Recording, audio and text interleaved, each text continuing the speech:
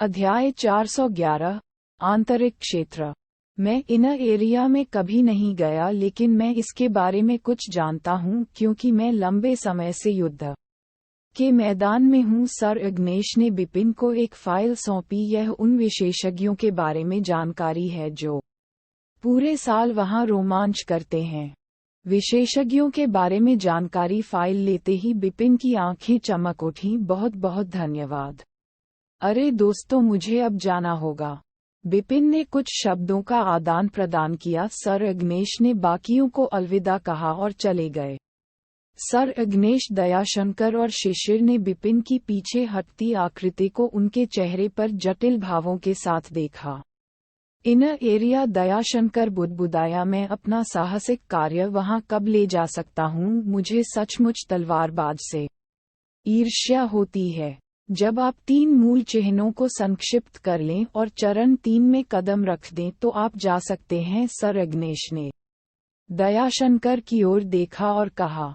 दयाशंकर फूट फूट कर मुस्कुराए। मूल चिन्ह को संघनित करना एक कठिन प्रक्रिया थी। फिलहाल दयाशंकर ने केवल एक ही चिन्ह को संघनित किया था, इसलिए उन्हें नहीं पता था कि वह दिन आएगा भी या नहीं। खैर, अब स्वॉर्ड्समैन चला गया है। उसकी दायरे की तकनीक के बिना हमारी टीम काफी कमजोर हो जाएगी। आइए आगे की योजना बनाने से पहले अपने शिविर में वापस चलें, सर इग्नेश ने सुझाव दिया। ठीक है। अन्य लोगों ने सर इग्नेश की बातों पर सिर हिलाया। विशाल ज्वलंत युद्ध क्षेत्र में धीरे धीरे आगे बढ़ते हुए बिपिन ने वह फाइल पढ़ी जो सर इग्नेश ने उन्हें दी थी। उसे आउटर एरिया में परेशानी होने की चिंता नहीं थी, क्योंकि विशेषज्ञ केवल स्टेज 2 पर ही थे। अगर उन्होंने उसे परेशानी पहुंचाई तो वे मौत को दावत दे रहे थे। आंतरिक क्षेत्र बाहरी क्षेत्र जितना विशाल नहीं है, लेकिन वहां हत्याएं अधिक क्रूर हैं और वहां विशेषज्ञ बहुत अधिक हैं। बिपिन उत्साहित थे। फाइल से उसे बहुत सी उपयोगी जानकारी प्राप्त हुई। डेटा में इनर एरिया में लड़ने वाले 1000 से अधिक विशेषज्ञों को शामिल किया गया।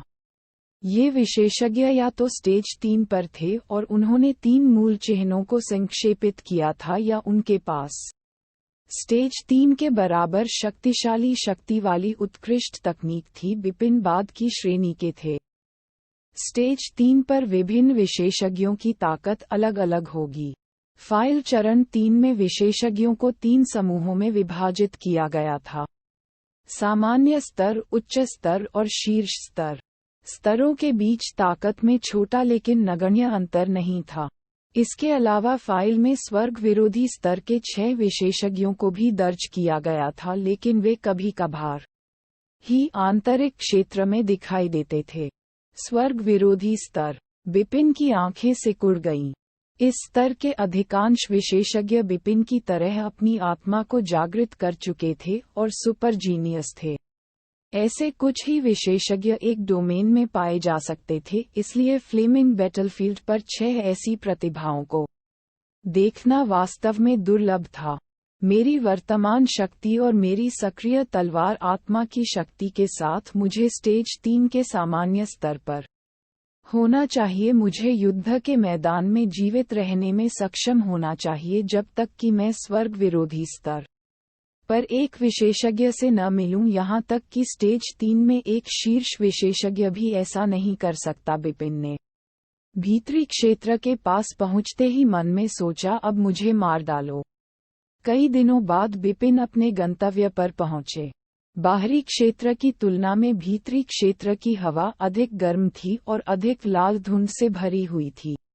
मैं इनर एरिया में अपने पहले प्रतिद्वंद्वी से कब मिलूंगा? बिपिन उम्मीद से इधर उधर घूमता रहा। आंतरिक क्षेत्र में एक विशेषज्ञ से मुठभेड़ संयोग पर निर्भर थी।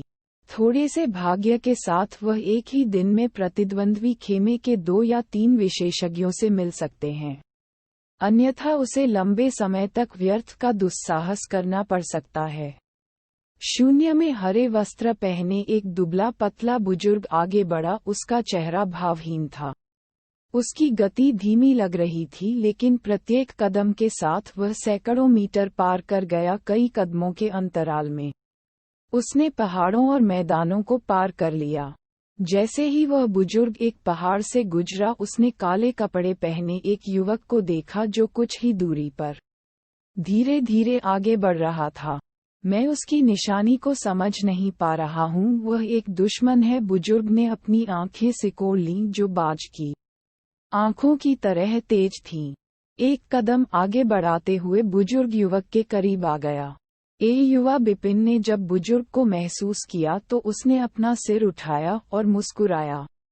मैं भाग्यशाली हूँ कि मैं केवल आधे दिन के लिए इनर एरिया में रहा हूँ और यहाँ मेरा लक्ष्य आ गया है। बिपिन मुस्कुराया क्योंकि उसने तुरंत संबंधित विशेषज्ञों की जानकारी को याद किया। सर इग्नेश ने उन्हें जो फाइल दी थी उसमें विशेषज्ञों के चित्र भी थे। उस जानकारी से बिपिन को बुजुर्ग को पहचानने में मदद मिली। पवन दानव। बिपिन की मुस्कान चौड़ी हो गई।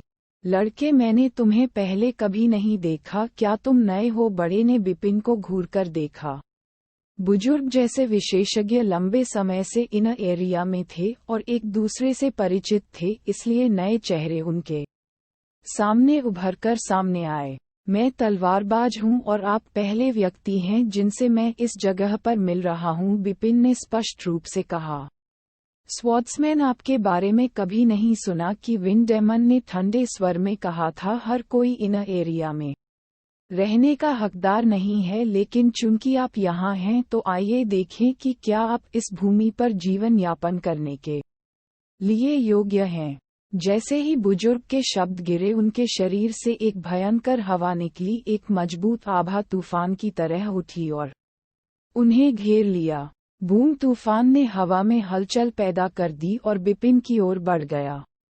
बिपिन भावहीन लग रहा था। वह स्थिर खड़ा रहा और अपनी टिमटिमाती आंखों से तूफान को देखता रहा। इनर एरिया में यह मेरी पहली लड़ाई होगी। दिव्य भूमि में यह मेरी पहली लड़ाई भी होगी, जिसे लड़ने के लिए मुझे अपना सर्वश्रेष्ठ प्रयास करना होगा। पवन दानव, मुझे निराश मत करो। अध्याय 412 आंतरिक क्षेत्र में पहली लड़ाई।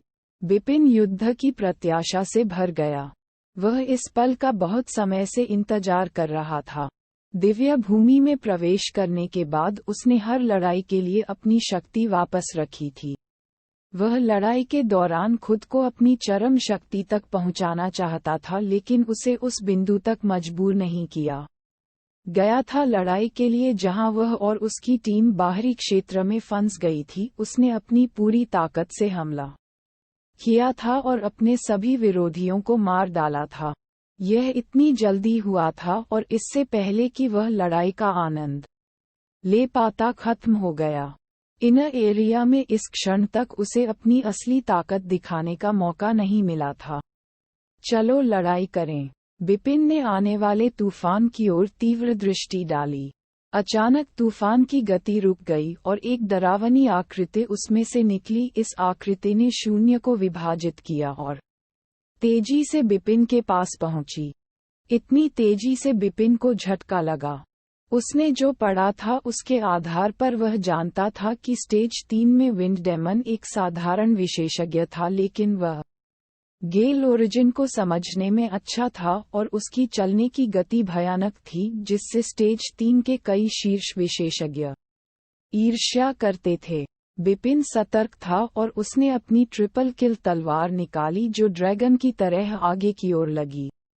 उन्होंने जो कौशल प्रदर्शित किया वह ड्रैगन किलिंग स्वॉर्ड तकनीक थी, जो प्रथम श्रेणी की तलवार तकनीक थी जिसे उन्होंने स्वॉर्ड टॉवर में हासिल किया था। ये केवल पहला कदम था, लेकिन इसकी शक्ति आश्चर्यजनक थी। पवन दानव शांत दिख रहा था। अपने हाथों को घुमाकर उसने मुट्ठी बना ली। जैसे ही उसकी मुट्ठी बिपिन की तलवार से टकराई, तलवार हिल गई। इसके बाद पवन दानव ने बड़ी मात्रा में गेल ओरिजिन इकट्ठा किया और इसे एक लंबे भाले का आकार दिया। जैसे ही भाले ने बिपिन के सिर को निशाना बनाया, वह ठंडी आभा बिखेरने लगा। भाला अद्भुत गति से शून्य में बींध गया। भाले को रोकने के लिए बिपिन समय रहते अपनी लंबी तलवार उठाने में कामयाब रहे, इससे पहले कि वह अपना रुख स्थिर कर पाते उन्हें कई 100 मीटर पीछे जाने के लिए मजबूर होना पड़ा।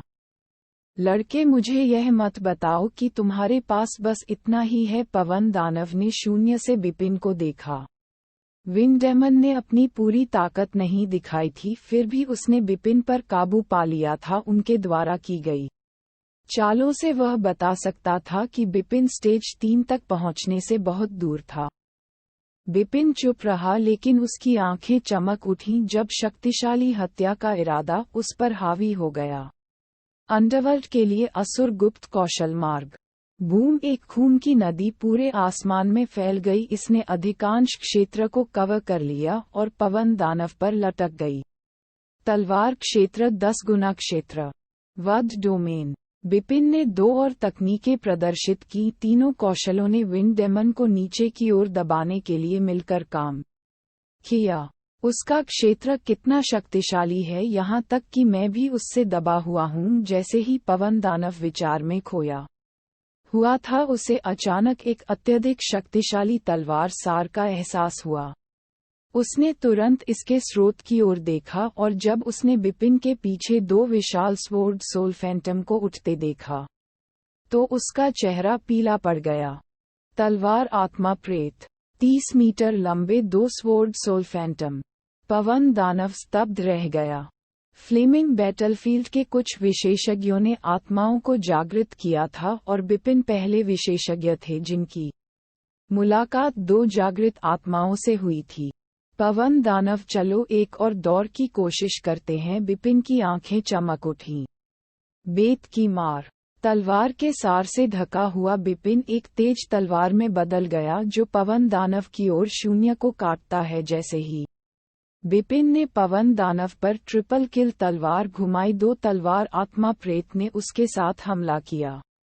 स्वॉर्ड सोल की शक्ति तलवार में प्रवाहित हुई और हमले की शक्ति को एक नए शिखर पर पहुंचा दिया। विंडेमन गंभीर लग रहा था क्योंकि उसने आती हुई तलवार को देखा और उसकी भेदी चीख सुनी। उसने पिछले हमले में शीर्ष चरण 2 की अपनी शक्ति दिखाई थी। अब डबल स्वॉर्ड सोल्स की मदद से उसका हमला मेरे हमले से अधिक शक्तिशाली हो गया है। विंडेमन को लड़ने का अनुभव था, इसलिए वह स्थिति का आकलन करने में सक्षम था। हरित ऊर्जा की धाराएं हवा की तरह उसके पैरों से ऊपर उठीं। बिपिन की तलवार ने पवन दानव की छाती को छेद दिया, लेकिन उसे तुरंत एहसास हुआ कि यह एक छाया थी, न कि पवन दानव का असली मांस। पवन दानव बिपिन के पास फिर से प्रकट हुआ। मेरे दायरे से प्रभावित होकर भी वह इतना तेज कैसे हो सकता है? बिपिन हैरान था। उसने सोचा कि वह तेज था, लेकिन पवन दानव रक्त नदी द्वारा दबाए जाने पर भी तेज था। पवन छाया मार डालो। पवन दानव ने बिपिन की ओर अपना हाथ बढ़ाया। उसकी उंगलियों से हरित ऊर्जा की धाराएं 10 से अधिक तेज स्पाइक्स में एकत्रित हो गईं। सूरज के नीचे कीले सियान रोशनी से चमक रही थीं। वे प्रकाश की किरणों में बदल गईं जो बिपिन की ओर दौड़ीं। बिपिन ने सभी कीलों से बचने की कोशिश की, लेकिन एक कील बिपिन के कंधे पर लगी और उसकी त्वचा कट गई। पवन दानव चकित रह गया। स्पाइक्स उतने शक्तिशाली नहीं थे, लेकिन उनमें से बहुत सारे थे और उनकी उच्च गति पर उन्हें बिपिन को केवल सतही घाव देने की तुलना में अधिक नुकसान करना चाहिए था।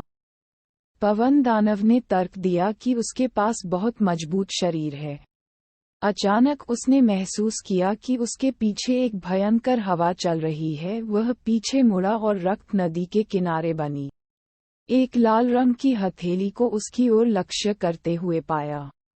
पवन दानव पर हथेली का प्रहार। पवन दानव ने अपना संतुलन वापस पा लिया। उसका शरीर रक्त नदी में छाया छोड़ते हुए चमकने लगा। अगले ही पल वह नदी की पहुंच से बहुत दूर आकाश में दिखाई दिया। नदी के केंद्र पर खड़े होकर बिपिन ने पवन दानव पर नजर डाली। तलवारबाज, तुम वास्तव में शक्तिशाली हो। मैं अगली बार तुमसे लड़ने के लिए उत्सुक हूँ। ये कहने के बाद पवन दानव गायब हो गया। क्या वह चला गया? पवन दानव को जाते देख बिपिन ने आह भरी। अध्याय 413 लक्षित। उसकी गति कितनी भयानक थी, मेरे दायरे से दबा होने पर भी वह मुझसे तेज था। ऐसा लगता है कि आंतरिक क्षेत्र में कुछ ही लोग उसकी जान ले पाएंगे, बिपिन ने सोचा। अपनी पूरी शक्ति और अपने दायरे की मदद से उसने बमुश्किल पवन दानव पर काबू पाया था। बिपिन के मौजूदा कौशल के साथ उसके लिए पवन दानव को मारना असंभव था, लेकिन इस लड़ाई में शामिल होने के कारण अब मैं अपनी ताकत को बेहतर ढंग से जानता हूं, जैसा बिपिन ने सोचा था। विंग डेमन शीर्ष स्तर से बहुत दूर स्टेज 3 के सामान्य स्तर पर था। हालांकि अपनी गति के कारण उसके पास अभी भी शीर्ष स्तर के एक विशेषज्ञ के खिलाफ अपनी पकड़ बनाए रखने का मौका है। इसका मतलब ये था कि बिपिन, जिसने हाल ही में संपन्न लड़ाई में विंग डेमन पर विजय प्राप्त की थी, उसे स्टेज 3 के उच्च स्तर पर होना चाहिए। यह एक उपलब्धि थी। वैसे हाथ हिलाते ही बिपिन की अभिव्यक्ति बदल गई। एक लाल रंग की आकृति तुरंत उसके बगल में दिखाई दी। ये लाल कवच वाले जूते और हेलमेट पहने एक हट्टा कट्टा आदमी था। वह आदमी भावनाहीन लग रहा था और उसकी आंखें ठंडी थीं। वह कोई और नहीं बल्कि रक्त कठपुतली थी। बिपिन के पास ये कठपुतली काफी समय से थी, लेकिन वह इसकी शक्ति की पूरी सीमा नहीं जानता था, क्योंकि उसके पास रक्त रत्नों की आपूर्ति थी। वह एक प्रतिद्वंद्वी को खोजने के लिए उत्सुक था, जिस पर वह कठपुतली की ताकत का परीक्षण कर सके। वह इनर एरिया में ऐसा कर सकेगा। तलवार पूर्वज द्वारा बनाई गई कठपुतली लड़ाकू, मैं आपकी शक्ति को देखने की आशा कर रहा हूँ।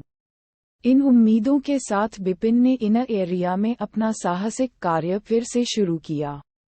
छोटा कोट और लंबी पैंट पहने एक मजबूत आदमी शांत कदमों से चल रहा था। उसकी लंबाई 2 मीटर से अधिक थी और उसके बाल शेर की तरह पीले, पतली नाक और बड़ा मुंह था। मार्क्वेस पियाओजू के सभी माथत काय हैं। वे मुझसे ऐसे भागते हैं जैसे खरगोश शेर से भागते हैं। उस आदमी ने अपनी सुनहरी आंखों से उस क्षेत्र को स्कैन किया और अपने लक्ष्य को खोजने की कोशिश की। उसकी जबरदस्त आभा तरंगों में उससे फैल गई। उन्हें इस बात की परवाह नहीं थी कि उनका प्रदर्शन विशेषज्ञों से भरे अंदरूनी क्षेत्र में भी ध्यान आकर्षित करेगा।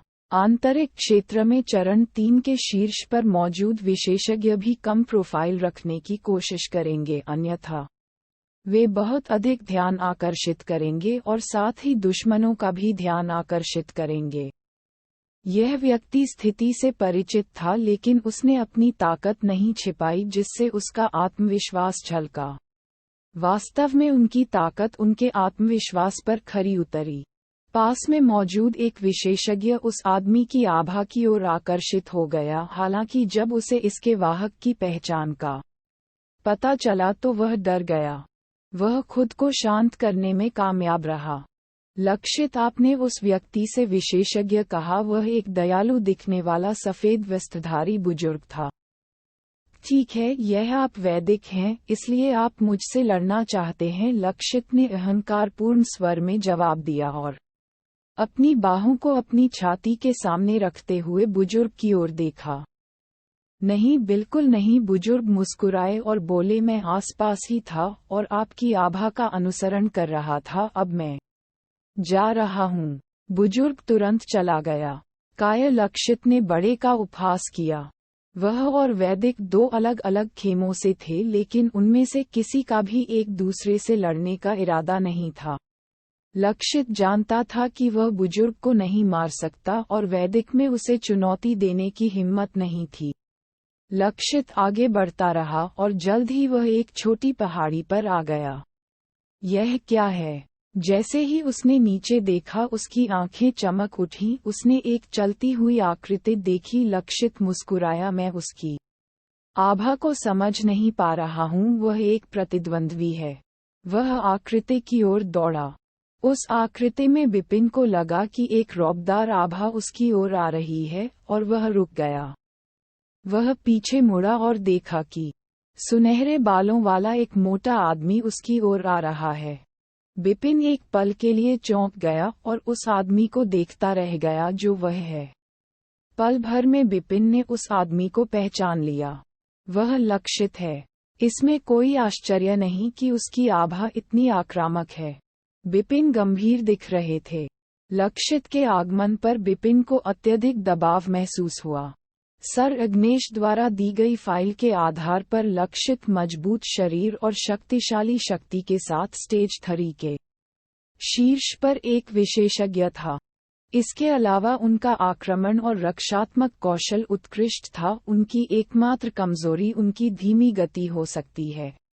इसके अलावा उन्हें इनर एरिया के शीर्ष 20 विशेषज्ञों में स्थान दिया गया था। फाइल में ये भी उल्लेख किया गया है कि लक्षित ने एक बार स्वर्ग विरोधी स्तर पर एक विशेषज्ञ के साथ आमने सामने लड़ाई की थी। लक्षित ने उसे काबू कर लिया था, लेकिन वह एक टुकड़े में भागने में सफल रहा था। दूसरे शब्दों में लक्षित एक राक्षस था जिसे भीतरी क्षेत्र में किसी से भी डर नहीं था। मैं बहुत भाग्यशाली हूँ कि उससे मिलकर बिपिन उत्साहित था। लक्षित ने खुद को तभी प्रस्तुत किया था जब बिपिन किसी ऐसे व्यक्ति को ढूंढना चाहता था जिस पर वह अपने ब्लड पपेट का परीक्षण कर सके। बिपिन ने अपना हाथ लहराया, रक्त कठपुतली प्रकट हुई और एक रक्त रत्न निगल लिया जो बिपिन ने उसे दिया था। तलवार द्वारा बनाई गई रक्त कठपुतली के रूप में मुझे अपनी शक्ति दिखाओ। पूर्वज बिपिन सांस रोककर लड़ाई शुरू होने का इंतजार कर रहे थे। मणि निगलने के बाद कठपुतली की आंखों में रोशनी की एक किरण चमकी। टकराना। कठपुतली लाल बहती रोशनी की एक लकीर में बदल गई और लक्षित की ओर दौड़ पड़ी। लक्षित जब बिपिन पर हमला कर रहा था तो वह उसे करीब से देख रहा था। जब ब्लड पपेट अचानक उसके सामने आया तो वह आश्चर्यचकित रह गया। कठपुतली ने तेजी से लक्षित की ओर गोता लगाया, अपना दाहिना हाथ मुट्ठी में बांध लिया और लक्षित की ओर फेंक दिया। आप कड़ी मेहनत करना चाहते हैं, मुझे इससे कोई दिक्कत नहीं है, लक्षित ने व्यंग्य किया। लक्षित एक वानर में परिवर्तित हो गया। एक विशाल राक्षसी वानर हवा से प्रकट हुआ और उसके पीछे प्रकट हुआ। फिर उसने मुट्ठी बनाई और हमला किया। 2 जबरदस्त ताकतें टकराईं। अध्याय 414। भयावह रक्त कठपुतली। टकराना। इलाके में जोरदार आवाज गूंजी। विस्फोटक शक्तियां सभी दिशाओं में फैल गईं। जहां मुट्ठियां टकराती थीं वहां भिंचने की आवाजें सुनाई देती थीं, जैसे कि अंतरिक्ष बलों को सहन नहीं कर सकता। लक्षित ने आश्चर्य से कठपुतली की ओर देखा। उसे अपनी बाह में हल्का सा दर्द महसूस हुआ। उसकी ताकत हमेशा उसका सबसे बड़ा लाभ रही थी और उसने उसे हर लड़ाई में सफल होने में मदद की थी। अब पाश्विक ताकत की लड़ाई में उसे चोट लग गई, जबकि कठपुतली को कोई नुकसान नहीं हुआ। कठपुतली ने 2 और घूंसे मारे जो पहले घूंसे जितने ही शक्तिशाली थे। लक्षित की आंखें नम थीं। उसने अपने हाथ लहराए और मुक्कों की ओर दौड़ा। Bang bang. 2 धमाकेदार आवाजें गूंजी। लक्षित कई कदम पीछे गिर गया, जबकि कठपुतली जहां थी वहीं खड़ी रही। ब्लड पपेट ने उस पर कब्जा कर लिया। जमीन से देखने पर बिपिन नतीजे से हैरान रह गए। लक्षित एक सुपर विशेषज्ञ है जो अपनी रक्षा के लिए जाना जाता है, यहाँ तक कि स्वर्ग विरोधी स्तर पर भी कोई उसे चोट नहीं पहुंचा सकता है। हालांकि वह शक्ति की लड़ाई में कठपुतली से हार गया, इसका मतलब है कि कठपुतली अधिक शक्तिशाली है। अगले ही क्षण बिपिन ने फिर कठपुतली का आक्रमण देखा। Boom boom boom boom. कठपुतली ने लक्षित पर तूफान की तरह वार बरसाए जो थमने का नाम ही नहीं ले रहे थे। ब्लड पपेट नासमझ था और उसने अपने दुश्मन पर केवल मुक्का मारकर और उसके पैरों पर वार करके हमला किया। हालांकि उसके हमलों में कौशल की कमी थी, उसके पास जबरदस्त शक्ति थी जिससे लक्षित भयभीत हो गया। ऐसी शक्ति और अविश्वसनीय रूप से तेज गति के साथ कठपुतली निश्चित रूप से स्टेज 3 के विशेषज्ञ जितनी मजबूत थी। जहां तक कठपुतली की रक्षा का प्रश्न है, ये और भी प्रभावशाली था। जब दोनों टकराए थे तो लक्षित को दर्द और सुन्नता महसूस हुई थी। कठपुतली पूरी तरह से अप्रभावित थी। कठपुतली के पास युद्ध कौशल नहीं था, लेकिन फिर भी उसने अपनी काफी शक्ति से लक्षित को निराश कर दिया। मैं उससे कम शक्तिशाली हूँ। मेरी गति उससे धीमी है। मैं बचाव में उससे भी बहुत कमजोर हूँ। जैसे ही ये विचार उसके दिमाग में घूमने लगे, लक्षित ने लड़ने की अपनी सारी इच्छा खो दी। आखिर इस कठपुतली को किसने बनाया? यह इतनी शक्तिशाली कैसे हो सकती है? वह बमुश्किल दबी हुई आवाज में दहाड़ा और क्रोधित दिख रहा था। वह नहीं जानता था कि कठपुतली का निर्माण तलवार पूर्वज द्वारा किया गया था, एक ऐसा व्यक्ति जो 3 पूर्वजों से मेल खा सकता था। ऐसी कठपुतली का मतलब कभी भी एक साधारण लड़ाकू नहीं था। मैं इस तरह से आगे नहीं बढ़ सकता। अपने दांत पीसते हुए लक्षित ने पास खड़े बिपिन पर तीखी नजर डाली।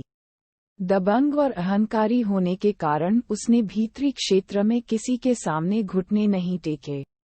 उसने सोचा था कि कठपुतली एक साधारण कठपुतली थी और उसने इसे गंभीरता से नहीं लिया था। उसने बिपिन पर हमला करने से पहले उसे भेजने की कोशिश की थी। उसने यह उम्मीद नहीं की थी कि वह इतनी मजबूत होगी और वह असफल हो जाएगा।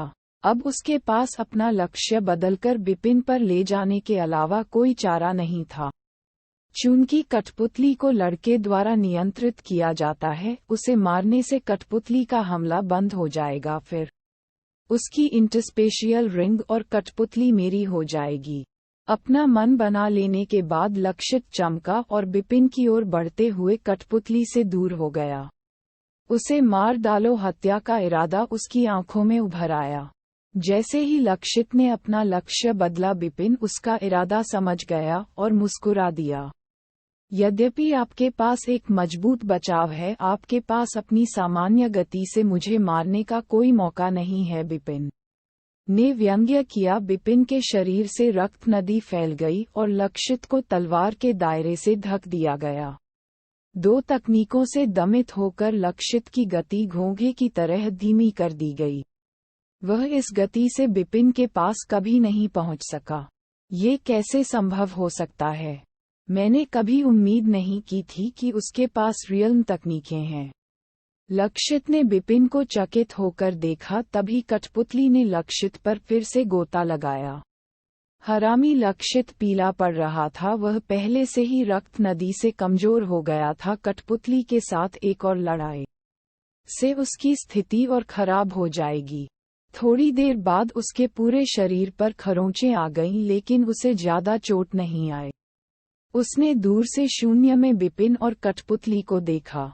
ये देखते हुए कि कठपुतली की सांसें कमजोर हो गई थीं, उसे एहसास हुआ कि रक्त रत्न से उसकी ऊर्जा का भंडार समाप्त हो गया था। लड़का, तुम्हारी कठपुतली के बिना तुम मुझसे लड़ने के लिए और किस पर भरोसा कर सकते हो? लक्षित ने तमतमाए और उसकी आंखें गुस्से से जल गईं। अच्छा, क्या तुम सच में सोचते हो कि मेरे पास अपनी कठपुतली को शक्ति देने के लिए केवल एक ही रत्न है? बिपिन ठंडे स्वर में मुस्कुराया और एक और रक्त रत्न उत्पन्न कर दिया। लक्षित ने अपनी आंखें सिकोड़ लीं। लक्षित, अगर तुम कुछ और सहना चाहती हो तो बस इसे आजमाओ, बिपिन ने शांत भाव से कहा।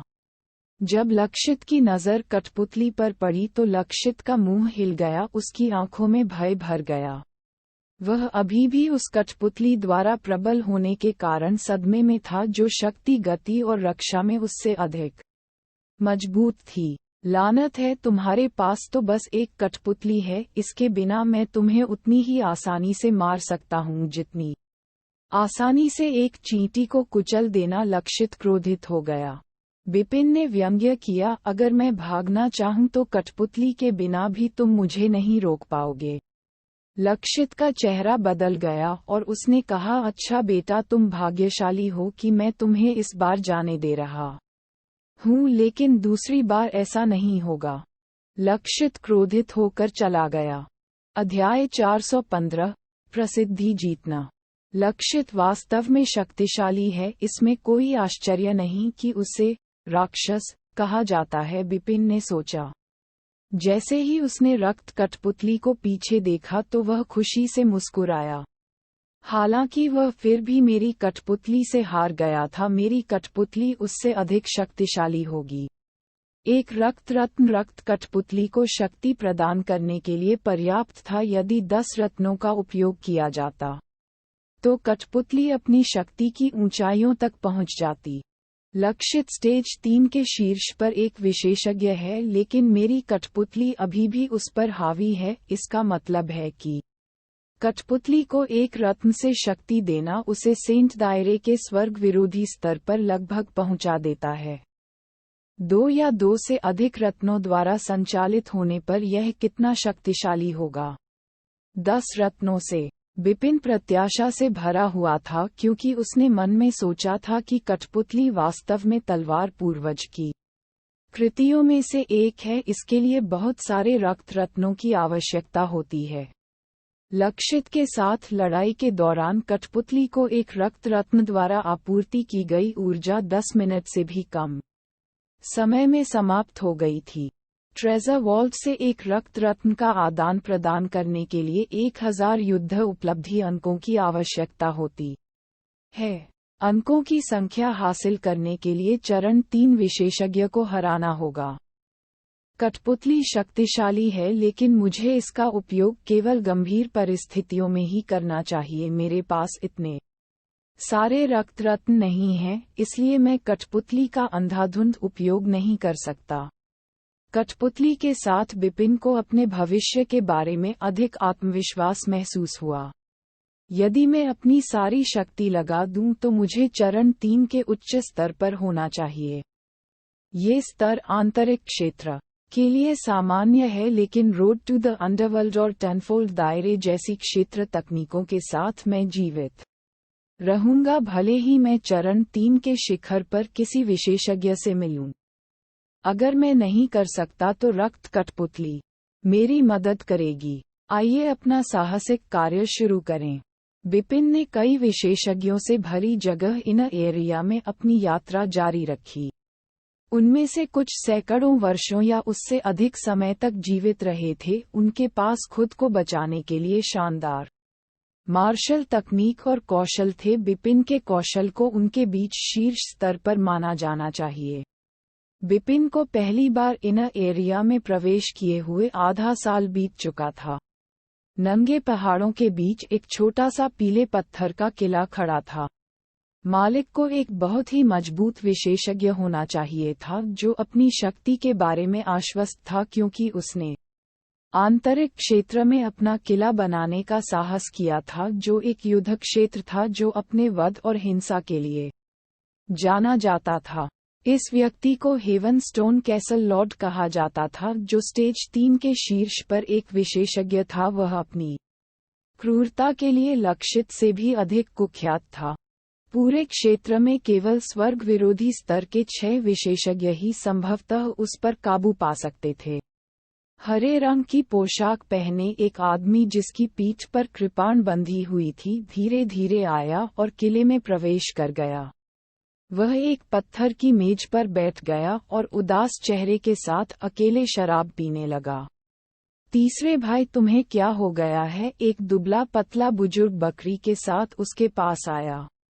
ये बुजुर्ग प्रसिद्ध हेवन स्टोन कैसल लॉर्ड थे।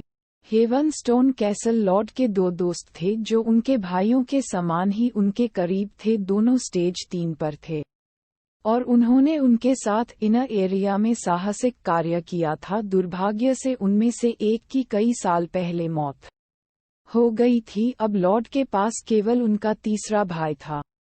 कुछ भी गलत नहीं है, ये सिर्फ इतना है कि मैं प्रतिद्वंद्वी खेमे के एक विशेषज्ञ के साथ अपनी लड़ाई से निराश हूँ, जो मेरे वापस आते समय हुआ था। तीसरे भाई ने शराब का एक घूंट पीने के बाद कहा। मार्क्विस पियासू के खेमे से बहुत से लोग आपको निराश नहीं कर सकते, क्योंकि अब आप स्टेज 3 के शीर्ष पर हैं। तो आप किससे मिले? पागल रोनित शेखर या शैतान अक्षय भगवान ने 3 लोगों का उल्लेख किया जो अपनी शक्तियों के लिए प्रसिद्ध थे और थे उसके जैसा मजबूत। उनमें से कोई भी नहीं। यह एक युवक था जिसने तलवार का इस्तेमाल किया था। मुझे लगता है कि वह वही तलवारबाज है जिसने हाल ही में बहुत ध्यान आकर्षित किया है। तीसरे भाई ने भौहें चढ़ाकर उत्तर दिया।